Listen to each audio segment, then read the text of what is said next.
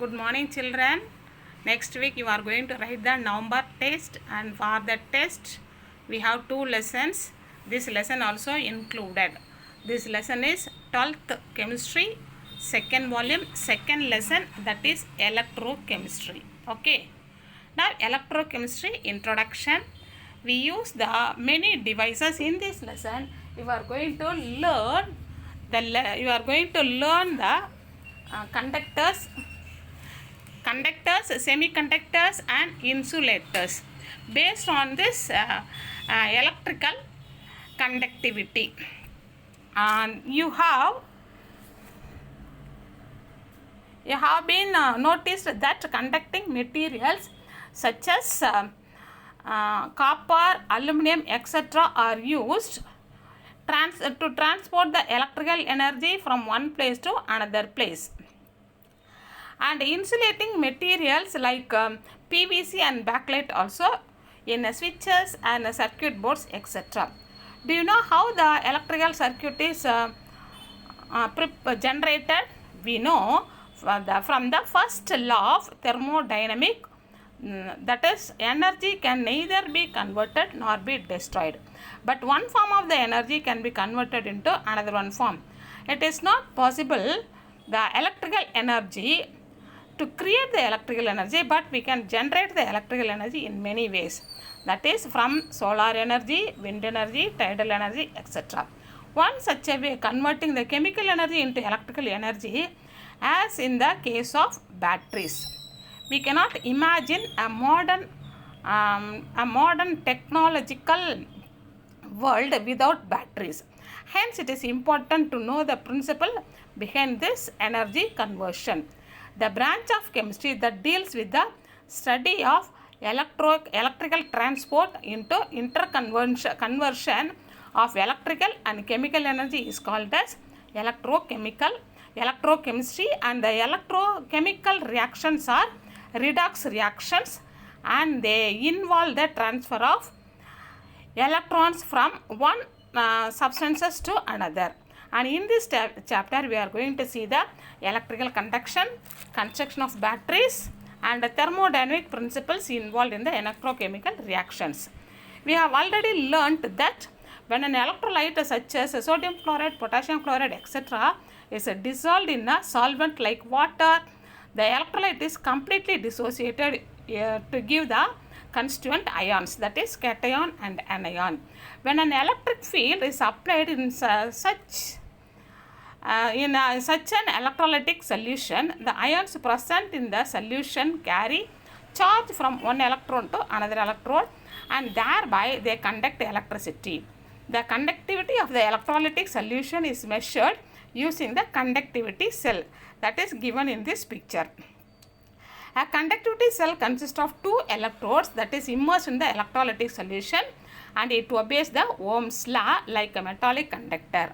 That is, at constant temperature, the current flowing through the cell I is directly proportional to the voltage across the cell. That is, I is proportional to V, or I is equal to VR, otherwise V is equal to IR. Here R is the resistance of the solution in Ohm, and here the resistance in the opposition that the cell offers to the flow of electric current through it. Next we are going to see the resistivity. Let us consider the conductivity cell in which the electrolytic solution is confined between the two electrodes having the cross section of area A, and they are separated by a distance 1 meter. The metallic conductor, the resistance such as the electrolytic solution is also directly proportional to the length and inversely proportional to the area of cross section. So R is proportional to L by A, otherwise R is equal to rho. Here rho is called as the specific resistance or resistivity, which depends upon the nature of the electrolyte. If L by A is equal to 1 meter inverse, then rho is equal to R. Hence the resistivity is defined as the resistance of an electrolyte confined between two electrodes having the unit cross-sectional area and separated by 1 meter distance. The ratio L by A is called as cell constant. The unit of resistivity is ohm meter. Next topic is conductivity. It is more convenient to use conductance rather than resistance. The reciprocal of the resistance, that is 1 by R, gives the conductance of an electrolytic solution. The SI unit of conductance is Siemens, that is C is equal to 1 by R. Substitute R value in this previous equation, you will get C is equal to 1 by rho A by L. The reciprocal of the specific resistance, that is 1 by rho, is called as specific conductance or conductivity. It is represented by the symbol K, that is pronounced as kappa.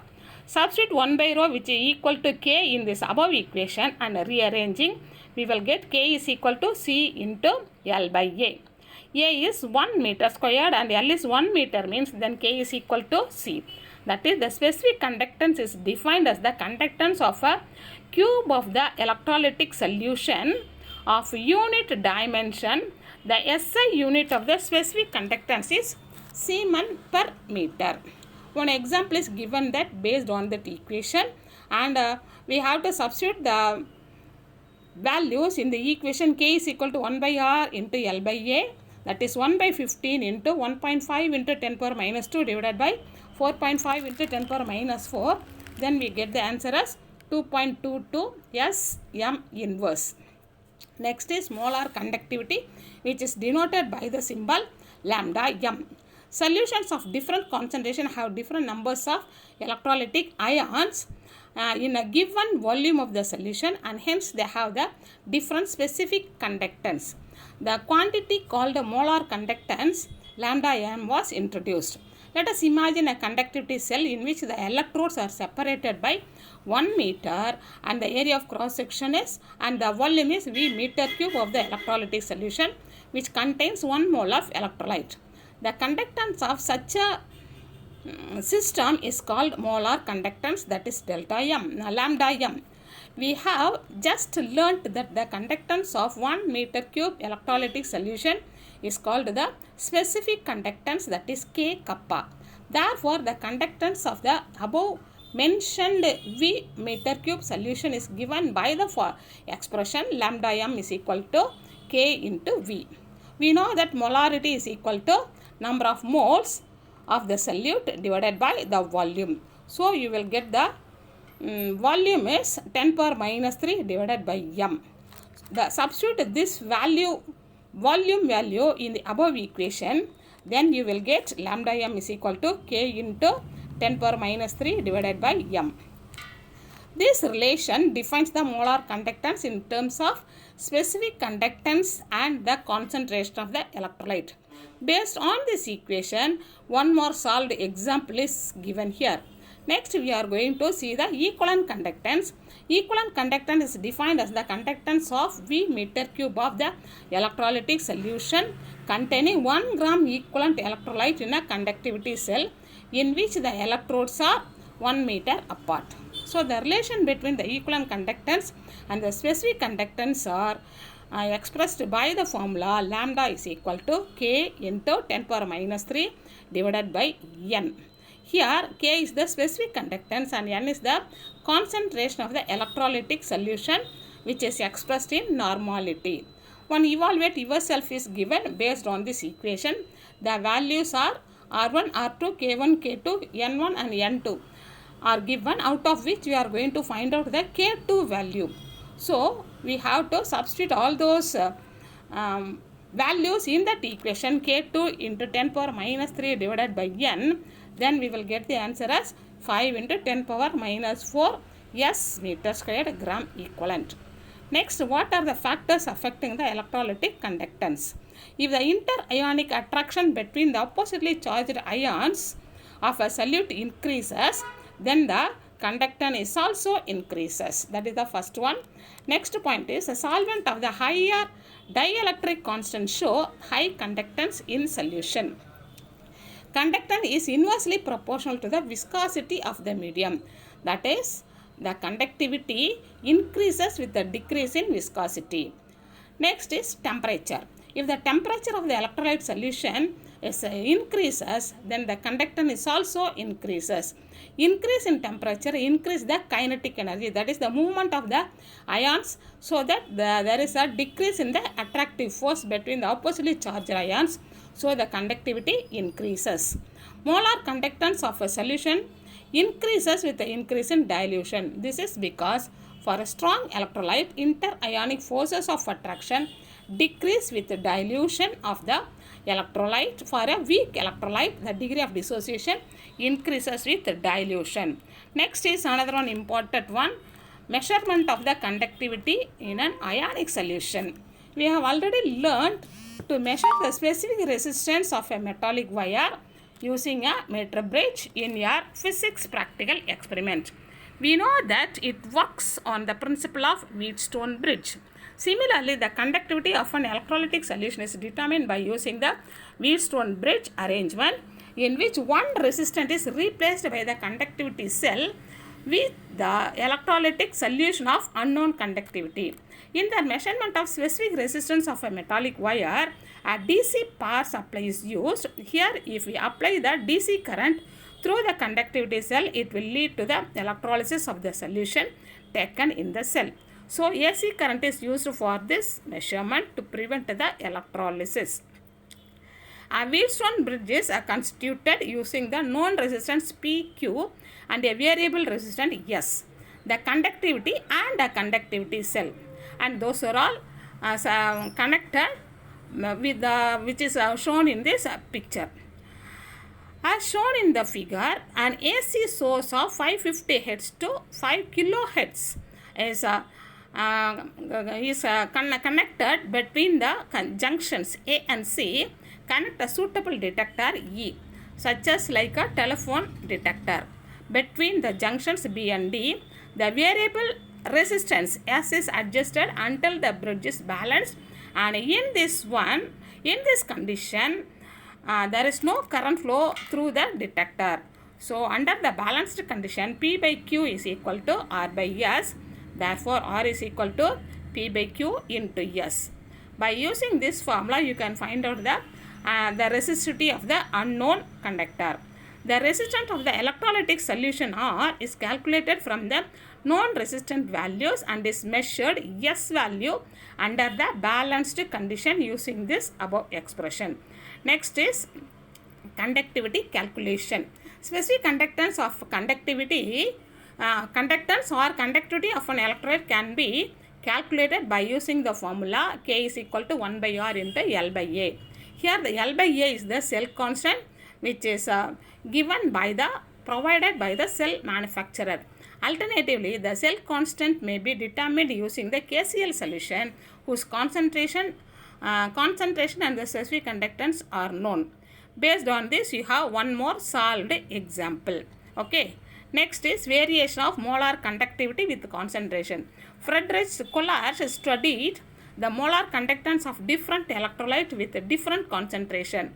He observed that increase in the molar conductivity of an electrolytic solution increases in dilution.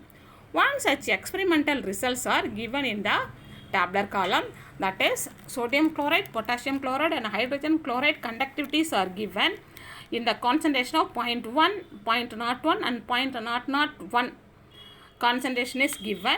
By this above results, Kollars deduced the following empirical relationship of the molar conductance and the concentration of the conductance electrolyte, that is given by the formula lambda m is equal to lambda m minus k into root c.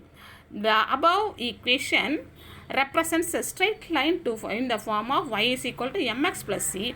Hence, the plot of delta m versus root c gives a straight line with a negative slope, that is minus k, and y is the intercept delta m minus, where delta m plus minus is calculated by the limiting molar conductivity.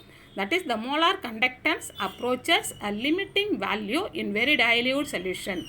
For strong electrolytes such as KCl and NaCl, the plot delta m versus root c gives a straight line as shown in the given graph. It is also observed that the plot is not a linear one for the weak electrolyte. For strong electrolyte at high concentration, the number of constituent ions of the electrolyte in a given volume is higher, and hence the attractive force between the oppositely charged ions is also high. Moreover, the ions also experience a viscous drag due to the greater solvation. These factors attribute for the low molar conductivity at high concentration. When the dilution increases, the ions are far apart and the attractive forces decreases.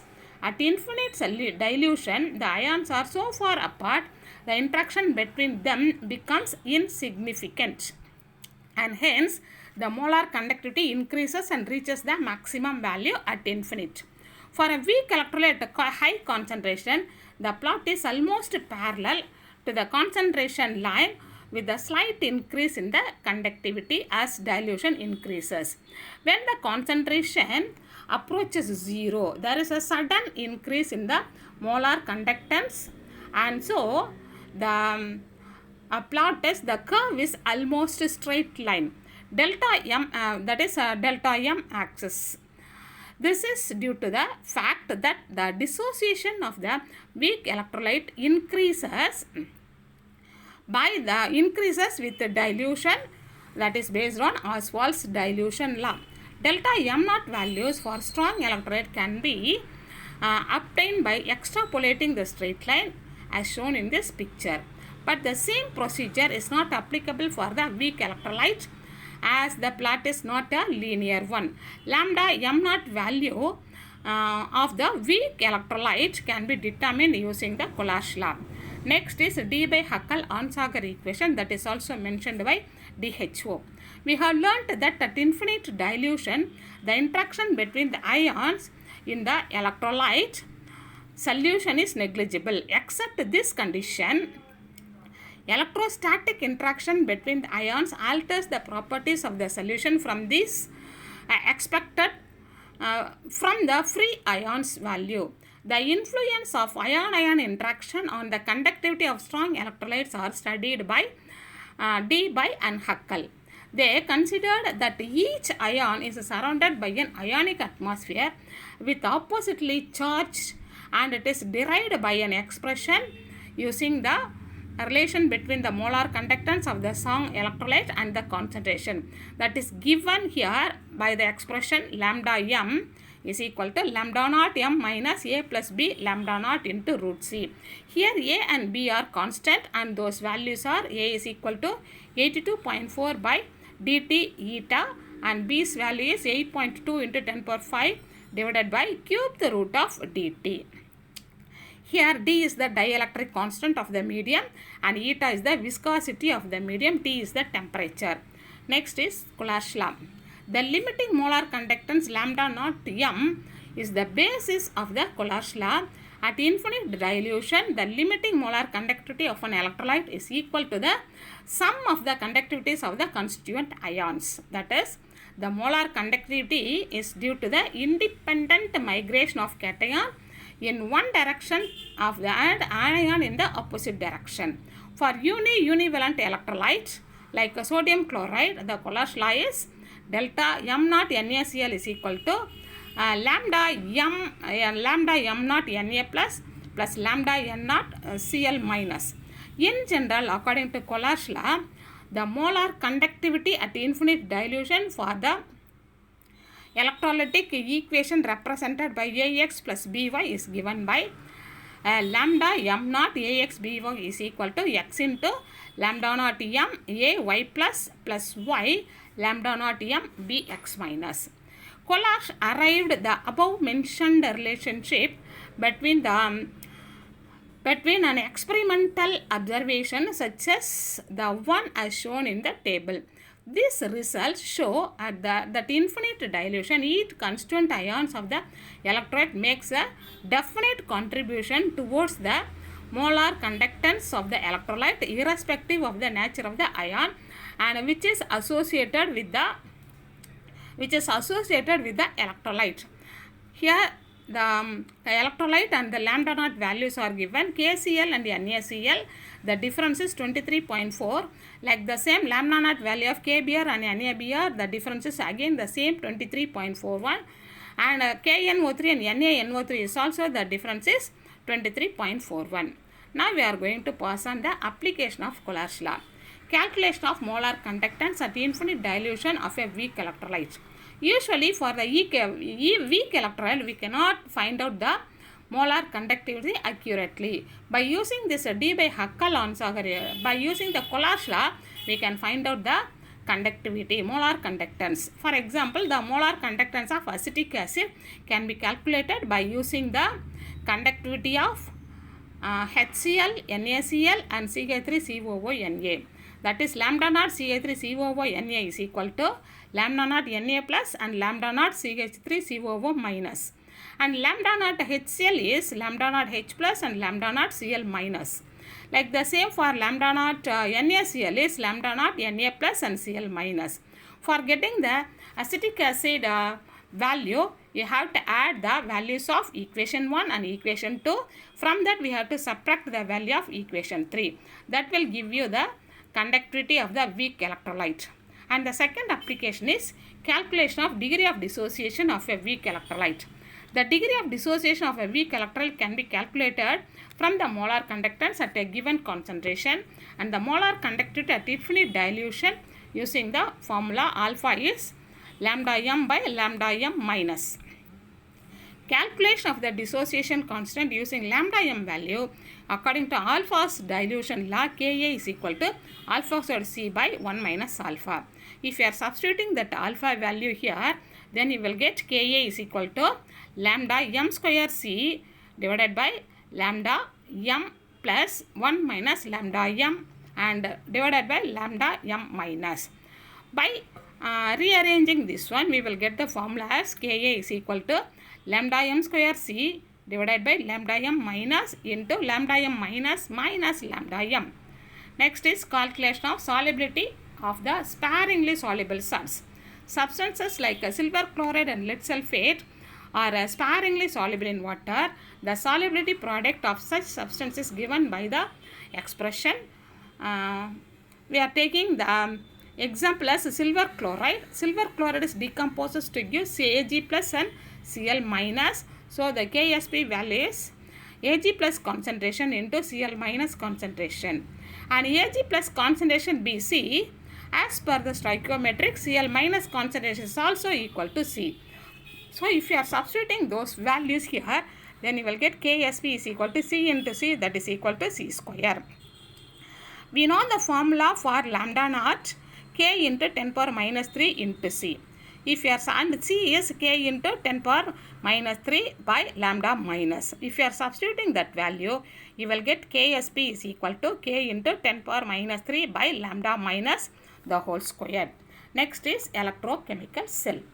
Electrochemical cell is a device in which the chemical energy is converted to electrical energy. As the same, the electrical energy is converted to chemical energy. It is having two electrodes which are in contact with the electrolyte solution.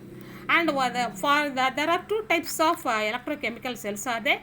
One is galvanic cell, another one is electrolytic cell. And a galvanic cell, in this one, spontaneous chemical reaction generates the electricity and it converts the chemical energy into electrical energy. That is usually we are using as a battery. And electrolytic cell, it is a device in which electric current from an external source derives the non-spontaneous reaction. That is, it converts the electrical energy into chemical energy. Galvanic cell.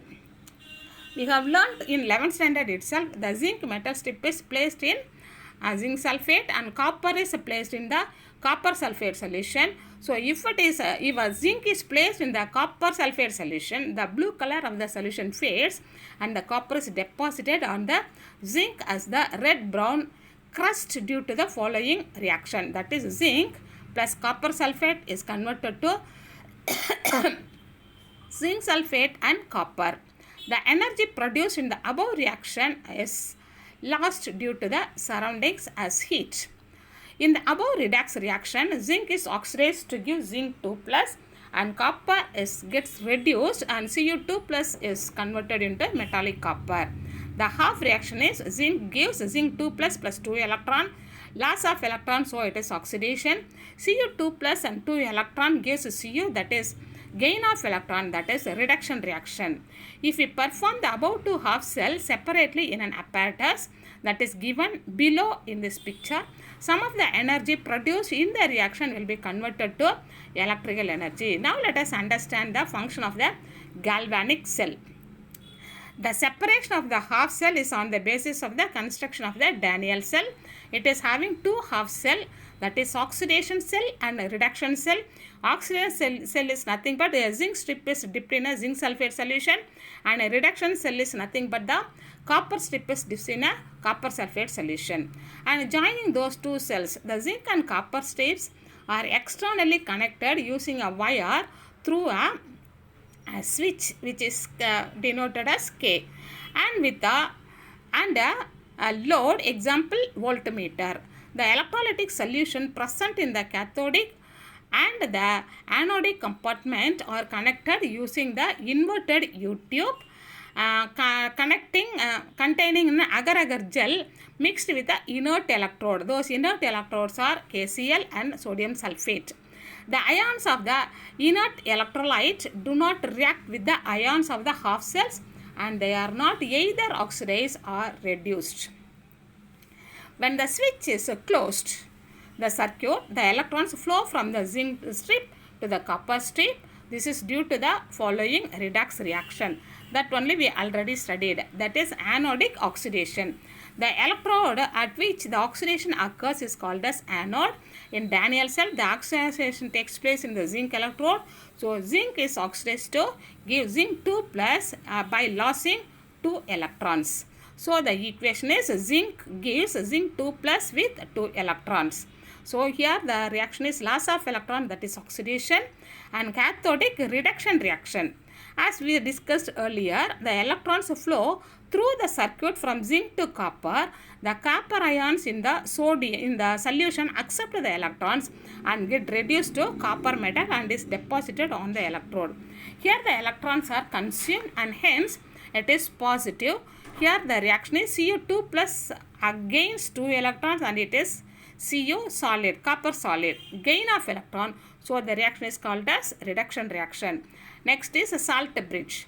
The electrolytes present in two half cells are connected using a salt bridge. We have learnt that the anodic oxidation of zinc electrode results in the increase of the concentration of zinc 2 plus ion in the solution. The solution contains more number of zinc 2 plus ions as compared to sulfate, and hence the solution in the anodic compartment would become positively charged. Similarly, the solution in the cathodic compartment would become negatively charged as the copper 2 plus ions are reduced to copper. That is, copper cathodic solution contains more number of sulfate ions as compared to the copper 2 plus ions.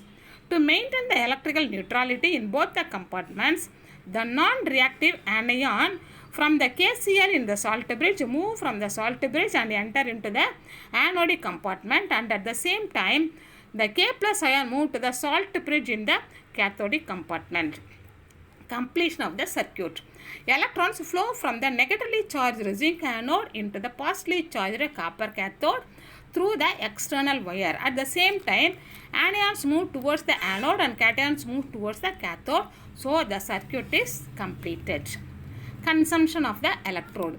As Daniell cell operates, the mass of zinc electrode gradually decreases while the mass of the copper electrode is increases, and hence the cell will function until the entire metallic zinc electrode is converted to zinc 2 plus or enter into copper 2 plus ion or converted to the metallic copper. Unlike Daniell cell, in certain cases the reactant and the product cannot serve as electrode. In such cases, we are introducing one inert electrode such as graphite or platinum, which conduct the current in the external circuit. Then cell notation. Zinc solid is converted to zinc 2 plus ion and copper 2 plus is converted to copper solid. So this above equation, one single vertical bar represents the phase boundary and the double vertical bar represents the salt bridge. The anode half cell is written on the left hand side and the cathode half cell is written on the right hand side. The anode and the cathode are written on the extreme left and extreme right respectively. The EMF of the cell is written in the right side of the cell diagram, that only given in this diagram. And for example, the net reaction of the galvanic cell is 2 Cr solid plus 3 copper plus is converted to 2 Cr3 plus aqueous and 3 copper. Write this half equation and describe the cell notation. This is for an example. So here anode oxidation takes place. So copper is converted into copper ion. Cathodic reduction is taking place. Copper is converted, there chromium is converted to chromium ion. Here copper is converted to copper salt. So the cell notation is Cr solid slash Cr2 plus in aqueous solution, then double vertical, then Cu2 plus and copper solid. Okay. With that, I plan to finish this lesson, and the remaining is that is the EMF of a cell we can see in the Zoom class. Okay. I am providing the question and answer in the PDF form.